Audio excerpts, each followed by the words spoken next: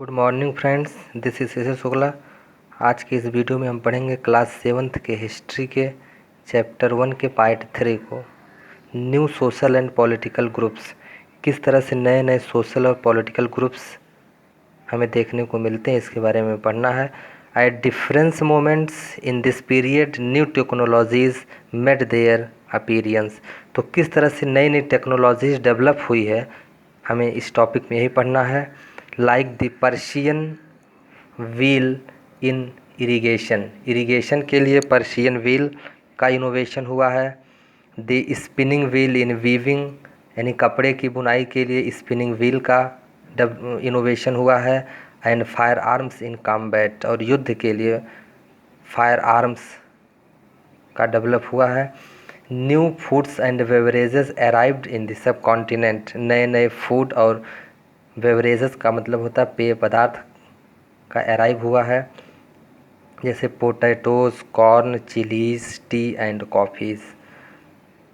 तो इस तरह से हमें समाज में अनेक प्रकार की चेंजिंग को देखने को मिलती है।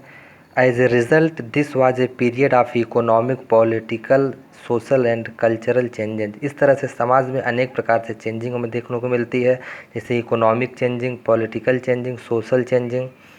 This was also a period of great mobility.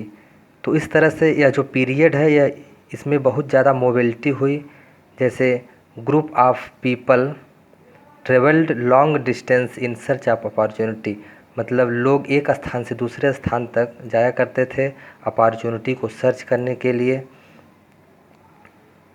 आगे हम देखेंगे कि एक नया ग्रुप हमारे सामने आता है राजपूत का।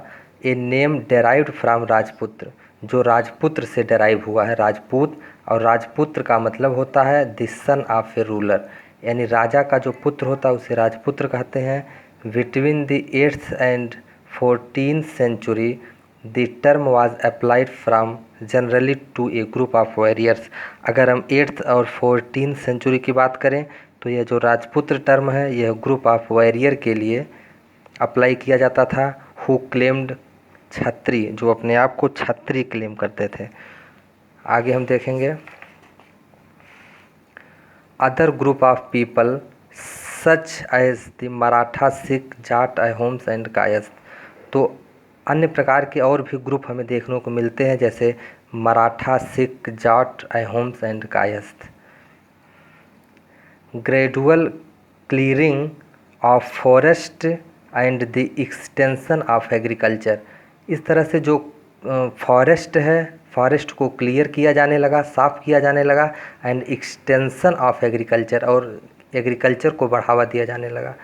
ए change faster and more complete in some areas than in others, changes in the habitat forced many forest developers to migrate.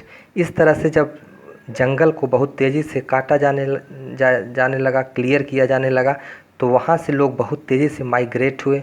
कुछ लोग शहर में चले गए, कुछ लोग गांव में चले गए, कुछ लोग सिटीज़ में जाके बस गए। अदर स्टार्टेड टिलिंग, और कुछ लोग वहाँ पर खेती करना शुरू किए। And the land and become peasants, और कुछ लोग किसान बन गए, मतलब दूसरों की ज़मीन पर जाके वह खेती करते थे, जो बड़े बड़े लैंडलॉर्ड्स होते थे। They become part of large complex societies and were required to pay taxes and offer goods and services to local lords. तो इस तरह से वह खेती करते थे, और वहाँ के जो लोकल लॉर्ड्स होते थे उन्हें वो टैक्सेस पे करते थे। And offer goods and services, और गुड्स और सर्विसेज को भी ऑफ़र करते थे। इस तरह से some possessed more productive land, others also kept cattle.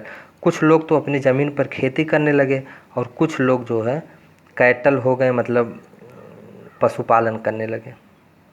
As society became more differentiated, इस तरह से जो सोसाइटी है वह एक प्रकार से डिफ्रेंशिएटेड हो गई, बट गई, क्योंकि कुछ लोग अमीर हो गए थे, कुछ लोग गरीब हो गए थे। तो पीपल वर ग्रुप्ड इनटू जातीज और सब कास्ट्स। इस तरह से जो लोग थे वह जाति और सब कास्ट में बट गए थे and rank on the basis of their background and their occupation. और उन्हें जो रैंक दी जाती थी वह बैकग्राउंड और ऑक्यूपेशन के आधार पर दी जाती थी। Rank were not fixed permanently, rank जो है परमानेंटली फिक्स नहीं होती थी। And varied according to the power influence and resources controlled by members of the jati. The status of the same जाति could vary from area to area। तो जो ये rank दी जाती थी ये एरिया टू एरिया डिपेंड करते थे।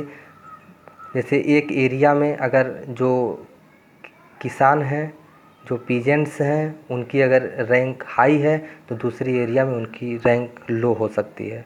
इसलिए जो यह रैंक होती थी यह एरिया टू एरिया डिपेंड करते थे। Jatis form their own rule and regulation. जो जातीज़ होते थे वह अपना रूल और रेगुलेशन खुद फॉर्म करते थे। To manage the conduct of their members assembly of elders. और ये जो नियम बनाते थे ये असेंबली के जो एल्डर लोग होते वही बनाते थे, जिन्हें जाति पंचायत कहा जाता था। Together they were only the small unit of A state. जो स्टेट की एक स्मॉल यूनिट होती थे। अब आगे हम देखेंगे रीजन एंड एम्पायर, साम्राज्य और क्षेत्र के बारे में। तो चोलास, तुगलक एंड मुगल्स, एक प्रकार से जो साम्राज्य था इनकम्पास्ड मेनी रीजन्स, इनके पास बहुत ज़्यादा क्षेत्र हुआ करता था जहाँ पर ये शासन करते थे। ये संस्कृत प्रशस्ति, जो एक संस्कृत प्रशस्ति लिखी गई है प्रेजिंग फॉर्म में, praising the Delhi sultan Ghiyasuddin Balban, explained that he was the ruler of the vast empire that stretched from Bengal in the east of Ghazni in Afghanistan in the west and included all of South India। तो जो संस्कृत प्रशस्ति है इसमें Delhi sultan Ghiyasuddin Balban के बारे में बताया गया कि उनका एम्पायर कहाँ तक फैला हुआ था, उनका क्षेत्र कहाँ तक फैला हुआ था। आगे हम देखेंगे तो Amir Khusro went on the explain that in contract to these language this was Sanskrit which did not belong to any region, it was an old language and common people do not know it, only the Brahmans do. तो आमिर खुसरो बताते हैं कि जो Sanskrit language थी उसे common people नहीं जानते थे। Common people do not no, common people उसके बारे में नहीं जानते थे। ओनली ब्राह्मण्स, केवल ब्राह्मण से ही उसके बारे में जानते थे। Thank you. आज के वीडियो में बस इतना ही, आगे नेक्स्ट वीडियो में पढ़ेंगे। Thank you.